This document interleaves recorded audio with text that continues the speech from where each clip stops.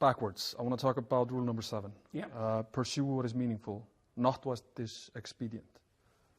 You write in the book, there is no faith and no courage and no sacrifice in doing what is expedient.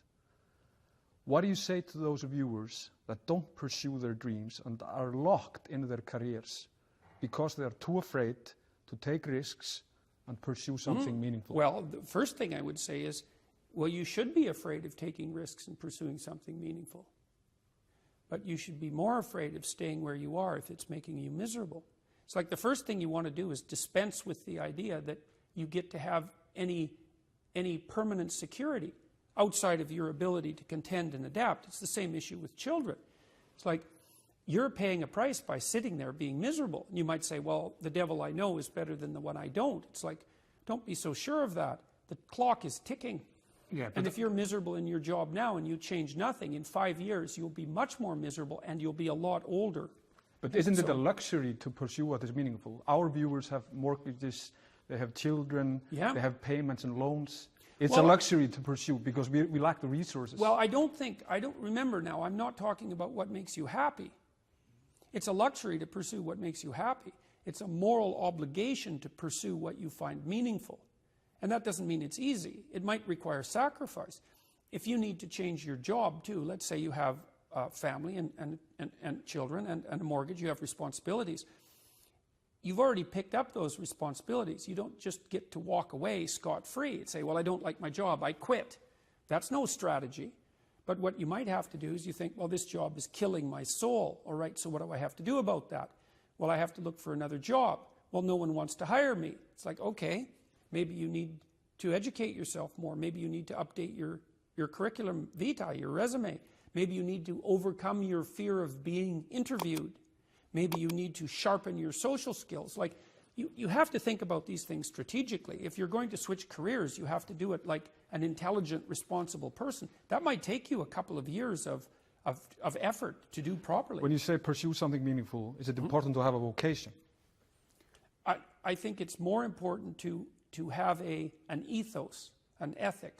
So I have a program, for example, called the Future Authoring Program, which is a writing program that enables people to develop a vision for their life and then to develop a strategy.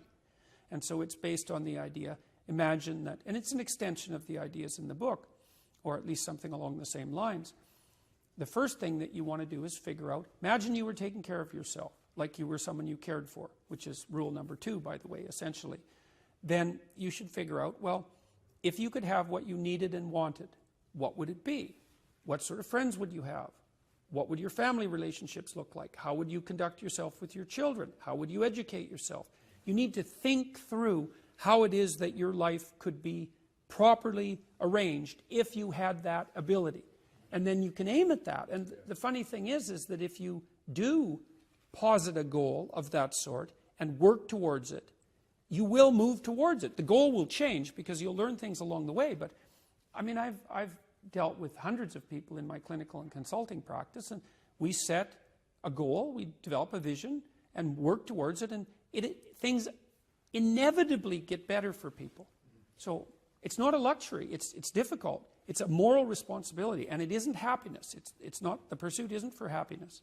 It's a moral responsibility to pursue what is meaningful. I mean, what is your end game? What do you want? That's all. That's what I want. I want to help as many individuals as possible become more courageous, more truthful, and more engaged in the pursuit of individual, familial, and social harmony.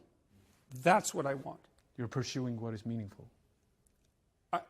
I'm pursuing, I believe that to be the case. It's certainly meaningful to me. I mean, there isn't, everywhere I go now, it doesn't matter where I land, in what airport, or if I walk down the street, 3 or 4 people will come up to me and they'll tell me, I was in a dark place, I was anxious, depressed, nihilistic, drug addicted, alcoholic, homeless, in jail, you name it. Bad relationship with my girlfriend, bad relationship with my parents. I've been watching your lectures or reading your book. I've been trying to tell the truth and get my life together, and everything is way better. And so then you think, well, if you could have what you wanted and what would be meaningful, you imagine you could go anywhere in the world and people would come up to you that were strangers and tell you that.